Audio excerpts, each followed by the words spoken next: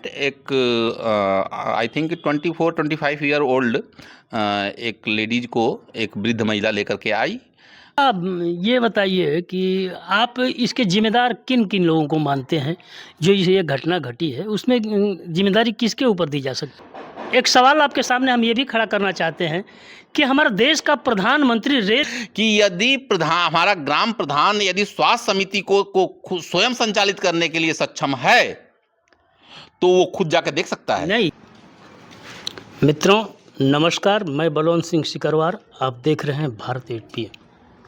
अभी हमारी मौजूदगी गाजीपुर ज़िले के दूसरे नंबर का जो सबसे बड़ा गांव बोला जाता है रेवतीपुर में। रेवतीपुर में एक बहुत बड़ा हादसा सुबह सुनने को मिला और उस हादसे को सुन कर के हम लोग रेवतीपुर गांव में पहुंचे और गांव में पहुंचने के बाद उस परिवार से जा कर के मिले जिस परिवार में यह हादसा हुआ था। चूँकि बॉडी पोस्टमार्टम के लिए गाजीपुर चली गई है, इसलिए बॉडी का तो हम लोग नहीं देख पाए। उनकी सासू माँ जिनके साथ वो औरत गई थी इलाज कराने के लिए, उनसे मुलाकात हुई और उनके घर के परिजनों से मुलाकात हुई, लेकिन पुरुष के नाम पे कोई नहीं था, सारे लोग बॉडी के साथ गाजीपुर थे। और इत्तेफाक की बात है कि रेवतीपुर गांव के ही एक ये व्यक्ति हैं, मैं इनसे जानने का प्रयास करूंगा, अपना परिचय खुद देंगे। इत्तेफाकन वो रेवतीपुर CHC पे मौजूद थे जिस समय डेथ बॉडी ही बोल सकता हूँ, इसलिए कि वो हॉस्पिटल जहाँ पे इलाज के दौरान उनकी डेथ हो गई थी, इंजेक्शन लगने के बाद जिस तरह का बयान उनके सासू माँ का आया कि वहीं पे वो डेथ हो गई थी। इसके बाद उनको बॉडी को लेकर के CHC पे आया गया और वहीं पे ये मौजूद थे। इनसे हम जानने का प्रयास करेंगे कि उसके बाद की घटनाक्रम में क्या हुआ, थोड़ा सा आप उसको बताने का प्रयास करेंगे अपना परिचय देते हुए। मेरा नाम विनय कुमार है, मैं रेवतीपुर का निवासी हूँ। मैं कल सामुदायिक केंद्र पे गया हुआ था, एक कुछ इमरजेंसी केस थी। कल संडे था तो चूँकि सामुदायिक केंद्र बंद था, लेकिन इमरजेंसी में डॉक्टर थे तो मैं एक इलाज के लिए गया हुआ था एक वृद्ध व्यक्ति को लेकर के। तो वहाँ पे अपने पिताजी को लेकर मैं गया था। तो वहाँ पे एक्चुअली क्या हुआ कि उसी समय एट ए मोमेंट एक आई थिंक 24-25 ईयर ओल्ड एक लेडीज को एक वृद्ध महिला लेकर के आई और कही कि बहुत उसकी हालत ख़राब है, उसको देखा जाए। तो डॉक्टर वहाँ पे 2 डॉक्टर उस समय अवेलेबल थे, एक डॉक्टर अमित चौबे, एक डॉक्टर अमर। ये दोनों लोग वहाँ पर उपलब्ध थे और रेवतीपुर CHC जी हाँ, इमरजेंसी वार्ड में। तो डॉक्टर अमित ने तुरंत एक्शन लिया। मैं बड़ा प्रभावित हुआ कि अभी नया लड़का, लेकिन फुर्ती में कोई कमी नहीं, एक्टिव उनको, हाँ एक्टिवनेस बहुत अच्छा मेरे को लगा। आई थिंक कि वो अभी पढ़ाई हमको लग रहा है कि MBBS कंप्लीट नहीं है या BAMS जो भी हो, अभी पढ़ाई के दौरान ही यहाँ पे वो ट्रेनिंग कर रहे हो या जैसे भी है, आई डोंट नो। तो एक्चुअली लड़के ने, लेकिन वो चूँकि डॉक्टर अमर पहले ही देख कर बता दिए कि ये है नहीं, लेकिन उस लड़के ने प्रयास किया, भरपूर प्रयास किया, लेकिन अब चूँकि वो जिंदा ही नहीं थी तो प्रयास का कोई मतलब था नहीं। हाँ, और वो उनकी जो सासू माँ थी बेचारी, अब उनको बताने में इन लोगों को झिझक भी हो रही थी, लेकिन अब उनको मजबूरी थी बताना। उन्होंने बताया, फिर उनके परिजनों को फ़ोन किया गया, लोग आए। तो लेकिन एक्चुअली क्या हुआ कि जैसा वो घटनाक्रम के विषय में बताया कि भाई वो किसी झोला छाप डॉक्टर जयसिंह हैं, इनके यहाँ दांत का इलाज कराने गए थे और उन्होंने कोई इंजेक्शन दिया। इंजेक्शन पे देने के बाद जिसे उनकी सासू माँ मतलब बताई कि इंजेक्शन दिया, उसके बाद वो तड़फड़ा के वहीं गिर गई। वो तुरंत वहाँ पर आनंद फानंद में लेकर के भागे और लेकर के वो चूँकि वो वहाँ के जो डॉक्टर थे वो कहे कि आप गाजीपुर ले जाइए, लेकिन इन्होंने इतना बुद्धिमत्ता किया कि लोकल में डॉक्टर सामुदायिक केंद्र पर ले गई कि यदि 1% का यदि ऑप्शन भी चांस होता तो वो बचा ले गए होते। इतना तो उनकी हम बुद्धिमत्ता को दाद देते हैं। और डॉक्टर जयसिंह गाजीपुर निकल गए हम तो, लेकिन अब यहाँ पर लोग तो कुछ ऑप्शन नहीं था इनके पास।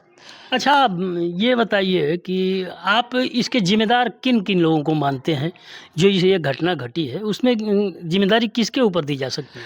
देखिए, ज़िम्मेदारी तो जो डॉक्टर ने इंजेक्शन दिया है, बिना उसके मतलब एक्चुअली क्या है कि एक मेडिकल में टर्म होता है हिस्ट्री, उसका पूरा हिस्ट्री बिना लिए कि कौन-सी दवा रिएक्शन करती है, क्या है, कैसे है और इंजेक्शन दे दिया।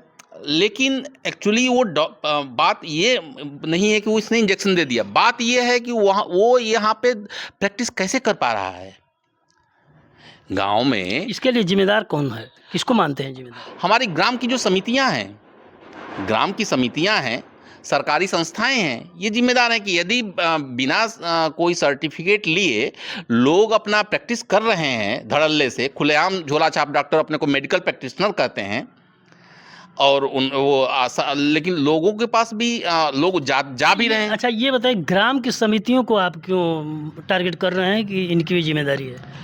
देखिए, ग्राम की समितियां तो ऑब्वियसली सी बात है कि हर गांव में 7-8 समितियां बनती हैं, जिसमें एक स्वास्थ्य समिति भी होती है, स्वास्थ्य एवं कल्याण समिति।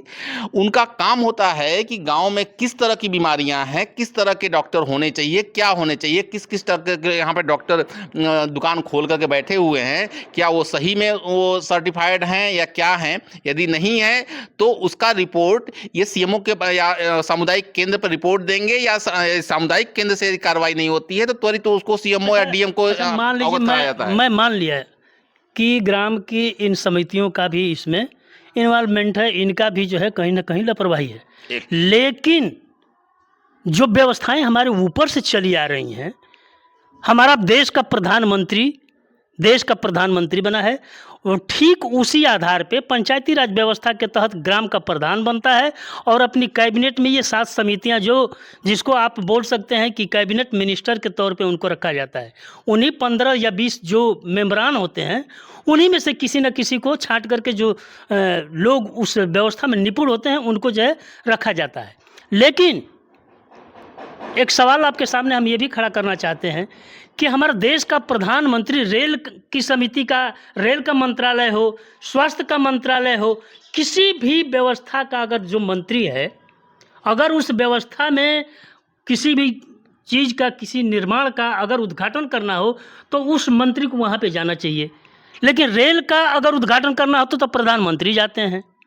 हॉस्पिटल का कोई बहुत बड़ा उद्घाटन पड़ता है तो हमारे प्रधानमंत्री जाते हैं। तो सिस्टम तो ऊपर से नीचे तक खराब है। नहीं, ये बात आप एकदम पूर्णतः मैं इसको निराधार मानता हूँ। देखिए, देखिए कार्य क्या होता है कि प्रधानमंत्री उसको डिस्ट्रीब्यूट करता है। यदि आप ग्लोबल लेवल पे, चूँकि हम इस समय ग्रामीण लेवल पे बात कर रहे हैं, लेकिन आप यदि आप नेशनल और राष्ट्रीय स्तर की कर रहे हैं, तो प्रधानमंत्री सर्वेसर्वा होता है। प्रधानमंत्री के पास समय न के अभाव में, चाहे इस तरह की उसमें, ये क्या करता है कि डिवाइड करता है, वो मंत्रालय देता है। यदि प्रधानमंत्री सक्षम है तो खुद जाएगा अपना उद्घाटन में, उसमें कोई नहीं, देखिए, इसी तरह से ये पंचायती राज व्यवस्था में इसीलिए इन सारी समितियों को जो है टारगेट किया गया और निर्माण किया गया कि ये व्यवस्थाएं इन लोगों को जो है डिस्ट्रीब्यूट कर दिया जाएगा तो व्यवस्थाएं सही ढंग से चलेगी। यहाँ भी प्रधान जो है गाँव का अध्यक्ष होता है, और जस्ट वही व्यवस्था जो हमारी जो सेंटर में चलती है, वही हमारी व्यवस्था यहाँ पे भी है। अगर प्रधान सक्षम है तो आपके हिसाब से प्रधान के सक्षम से है तो कर सकता है।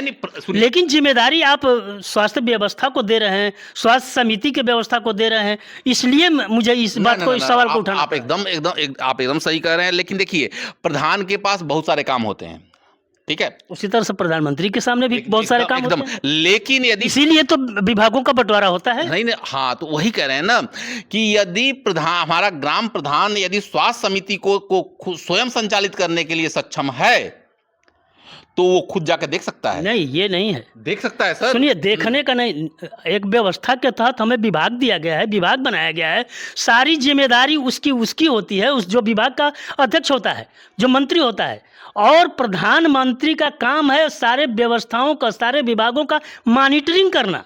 अगर कहीं कमी दिखती है तो प्रधानमंत्री मॉनिटरिंग के व्यवस्था में उसको अपने हस्तक्षेप करके उसको देख सकता है। लेकिन ये यहाँ जो देखने को मिल रही है है नीचे से हमारे प्रधान स्तर से लेकर के, महोदय थोड़ा सा आप इसको ध्यान दीजिए, अन्यथा मत लीजिएगा, मैं व्यवस्था पे सवाल खड़ा कर रहा हूँ। तो यहाँ भी प्रधान जो है अपना समझता है कि मैं सारे कार्यों में एकदम सक्षम हूँ, जो समिति गठित है ये वो बस कागज पे काम कर रही है।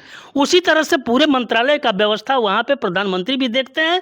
और हम कहते हैं कि क्या सक्षम नहीं है रेल मंत्री कि अपना जा करके रेल का विभाग का जो उद्घाटन कर सके, क्यों प्रधानमंत्री जाते हैं? देखिए ऐसा है ना, देखिए हर समितियों का अध्यक्ष जो होता है, अध्यक्ष के रूप में प्रधानमंत्री या प्रधान जो भी आप कहना चाहते हैं वही होता है। चूंकि देखिए यदि हमारे पास बहुत ज़्यादा काम है, एक टीम होता है, टीम में टीम लीडर होता है, देखिए टीम लीडर क्या करता है कि सबकी मॉनिटरिंग करता है। लेकिन यदि कोई बंदा असक्षम है कार्य करने में, तो टीम लीडर का ये दायित्व होता है कारपोरेट में कि वो जा करके उस काम को स्वयं करे, स्वयं देखने का, निरीक्षण करने का, काम करने का होता है। लेकिन उसको बदल दे ताकि सक्षम व्यक्ति कोई आए उस मंत्रालय में और वो अपना काम स्वतः करे। एक्चुअली मैं ये जानना चाहता हूं आपसे कि आप राष्ट्रीय स्तर की इस समय मेरे से बात करना चाहते हैं या ग्रामीण स्तर पर? देखिए उस लेवल पे हम बात देखिए, ये ग्राम सभा जो बनी है ये महात्मा गांधी की सोच थी, और राजीव गांधी के समय पंचायती राज व्यवस्था का निर्माण हुआ। इसलिए हुआ कि ग्राम की समितियां, ग्राम का जो है व्यवस्था, ग्राम के लोग देखेंगे, ये एक अलग सी व्यवस्था होगी। और उसी तरह से ये मंत्रालय बनाया गया पंचायती राज व्यवस्था के तहत, जो गांधी जी का सपना था कि गांव का व्यवस्था जो है गांव के लोग देखें। तो इन समितियों का गठन हुआ उस पंचायती राज व्यवस्था के तहत। लेकिन सारी समितियों को कागज में बंद करके प्रधान स्वयं देखता है।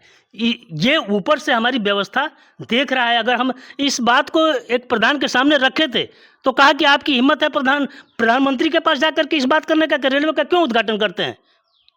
स्वास्थ्य मंत्री का काम जो होता है उसको प्रधानमंत्री क्यों करते हैं? देखिए बात आप सही, इसका मतलब तो सीधा सा ये है कि प्रधानमंत्री जी जो भी मंत्रालय बनाया है या जो भी मंत्री नियुक्त किए हैं सारे लोग अक्षम हैं, तभी वो सारा काम नहीं, ऐसा आपकी गलत मतलब ये आप देखिए, हर चीज़ के दो पहलू होते हैं। इसका एक पहलू है कि माननीय प्रधानमंत्री जो हैं वो उद्घाटन में, यदि मान लीजिए स्वास्थ्य विभाग के उद्घाटन में जा रहे हैं या इसमें जा रहे हैं, तो यदि उनके पास कोई उनको कहीं लगता है कि स्वास्थ्य मंत्री सही ढंग से कार्य उस मतलब योजना को लागू न कर पाए, जिसे आपके घर का ही मुखिया होता है, वो यदि मुखिया को लगता है कि हमारा बेटा या हमारा कोई घर का मेंबर कोई काम करने में असक्षम है, तो वो बात को समझ रहा हूँ। मैं इसी बात पे बोला कि क्या इसका मतलब ये हमको समझ जाना चाहिए कि प्रधानमंत्री ने जिन मंत्रियों का मंत्रालय में नियुक्ति किया है, जो जिस विभाग का मंत्री बनाए, वो सारे लोग अक्षम हैं, इसलिए कि सारी इस तरह की व्यवस्थाएं तो हमारे प्रधानमंत्री खुद देख रहे हैं। नहीं, प्रधानमंत्री जी देखिए, माननीय प्रधानमंत्री जी यदि देख रहे हैं, उनको लगा कि नहीं यहाँ पर बहुत बड़ा हो सकता है कि जिसे कोई भी है उनका ड्रीम प्रोजेक्ट रहा हो, जैसे माननीय प्रधानमंत्री जी हैं, बनारस की चीज़ें हैं, बनारस के चूँकि एमपी भी हैं, वो कितना ड्रीम वो उनका प्रोजेक्ट था, कितना ड्रीम कार्यक्रम था कि उनकी माता जी का देहावसान हुआ था और वहाँ से अग्नि दे करके वो तुरंत जो है एक ट्रेन का उद्घाटन करने के लिए हरी झंडी दिखा रहे हैं। वो कौन सा ऐसा प्रोजेक्ट था? नहीं, लेकिन प्रधानमंत्री का बहुत सारे पायलट प्रोजेक्ट हैं, ऐसी बात मैं ऐसा नहीं कह रहा हूँ कि नहीं है। देखिए, प्रधानमंत्री का व्यवस्था ये होता है हमारे संविधान के हिसाब से कि जिस विभाग का वो मंत्री नियुक्त करते हैं उसको पूरी खुली छूट होनी चाहिए अपने मंत्रालय में काम करने का। मॉनिटरिंग करना प्रधानमंत्री का काम होता है, इसलिए कि सारे विभागों का वो अध्यक्ष एक तरह से है और उसके जब अधिकार में है कि जिस मंत्री को मैं जब चाहूँ हटा दूँ, जिस मंत्री को जब चाहूँ रख दूँ, तो इसका मतलब कि वो सर्वे सर्वा हमारे प्रधानमंत्री ही होते हैं। लेकिन विभाग का बंटवारा होता है और पूर्ण उनको अधिकार दिया जाता है कि आप इस व्यवस्था को देखें। आप एकदम सही कह रहे हैं, लेकिन यदि कहीं भी कोई भी कारपोरेट में जाए, कहीं भी जाए, यदि टीएल को या प्रधानमंत्री को या ग्राम प्रधान को यदि किसी उसमें डाउट है, यदि कोई दिक्कत है, तो वो सेल्फ ऑपरेट करता है। आपके घर का मुखिया ही यदि लगता है कि नहीं किसी बेटी की शादी है, अगवानी में यदि लगता है कि लड़के कुछ गड़बड़ करेंगे, कुछ चीज़ें हो सकती हैं, तो मुखिया खुद आगे रहता है। मैं उलझ गया इन थोड़ा सा समस्याओं व्यवस्थाओं के ऊपर। इनकी बात जो हुई उस व्यवस्था के वजह से मैं उलझ गया था। बहरहाल ये जो घटना हुई है बहुत बड़ी घटना है और इसकी सारी जिम्मेदारी जो है मैं अपने स्तर पे ग्राम समितियों को नहीं मानता हूँ, इसलिए कि ग्राम प्रधान किसी समिति को काम करने नहीं देता है और न ही उस तरह के मेंबर होते हैं जो अपने अधिकार को जानते हैं कि हमारा अधिकार क्या है। दूसरी चीज़, एक सेकंड मैं बोलना चाहूँगा।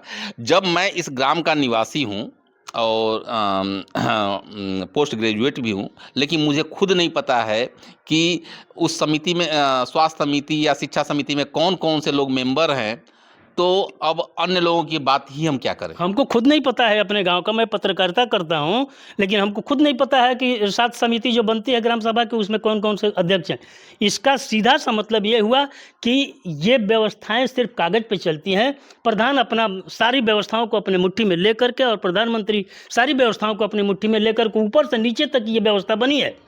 देखिए, हम उसी तरह से ये काम चल रहा है। हम अपने गांव के प्रधान मिस्टर राकेश राय जी जो हैं, उनको मैं ऐसा तो नहीं कहूँगा, क्योंकि इन्होंने कई चीज़ें हैं, जैसे यहाँ बिजली की व्यवस्था का किसी के जिम्मा कर रखा है, सफाई का, लेकिन हाँ ये जरूर कहूँगा कि स्वास्थ्य और शिक्षा में ये लचर हैं और इनकी व्यवस्थाएं। चलिए, कम से कम पंचायती राज व्यवस्था में इस ग्राम में कुछ उस तरह की व्यवस्थाएं भी सामने आ रही हैं। इससे मैं बहुत बड़ा खुश हूं कि कम से कम कुछ भी समितियां जो काम कर रही हैं इस तरह का पंचायती राज व्यवस्था के तहत, तो वो बहुत अच्छी बात है। बहरहाल हम गाजीपुर सीएमओ से और जिलाधिकारी गाजीपुर से चाहेंगे कि इसको मैं हत्या ही बोलूँगा, इसलिए कि जिस तरीके से उस डॉक्टर ने काम किया और तत्काल वहीं पे मृत्यु हो गई थी। डॉक्टर जो है हत्यारा है, सचमुच उसने जान ली है। आपने डॉक्टर कैसे कह दिया? वो डॉक्टर तो है ही नहीं।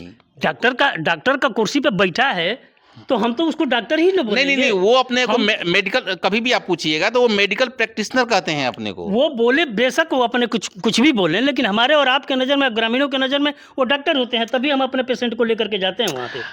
तो देखिए, ये तो वो जाने का कारण है कि हमारे पास कोई ऑप्शन नहीं है। हाँ, इसको भी मानता हूँ, सही बात। यदि हमारे सामुदायिक केंद्र पे यदि दांत का स्पेशलिस्ट होता तो हम क्यों जाते? सही बात है, लेकिन नहीं है। तो इसमें अधीक्षक की भी कोई गलती नहीं है, स्वास्थ्य जो हमारे सामुदायिक के अधीक्षक हैं उनकी भी गलती नहीं है, क्योंकि नियुक्तियां जो हो रही हैं, सीएमओ जैसे नियुक्तियां करता है, तो या तो कैटेगराइज ये व्यवस्था हो कि हर सामुदायिक केंद्र पे एक हड्डी का मतलब आर्थो का स्पेशलिस्ट हो, एक डेंटिस्ट हो, एक आइस का हो, एक फिजिशियन हो, हार्ट का हो। इस तरह से कुछ व्यवस्थाएं यदि नहीं रहेंगी। बहुत बड़ी हमारे यहाँ CHC है भदौरा, जिसे आप भी जानते होंगे, लेकिन वहाँ तमाम भवन है, बड़ा बिल्डिंग बना हुआ है, सारी व्यवस्थाएं, यहाँ तक कि एक्सरे की मशीन भी लग चुकी है, लेकिन हड्डी का स्पेशलिस्ट डॉक्टर वहाँ नहीं है। एक्सरे की मशीन लग चुकी है, न आई का कोई वहाँ पे डॉक्टर है, न हड्डी का कोई डॉक्टर है, न आर्थो का कोई डॉक्टर है, मात्र फिजिशियन के सहारे ये काम चलाया जा रहा है। ये तो हमारे जनप्रतिनिधियों का मतलब टोटली फेल्योर है। ऊपर के स्तर के जनप्रतिनिधि हुए,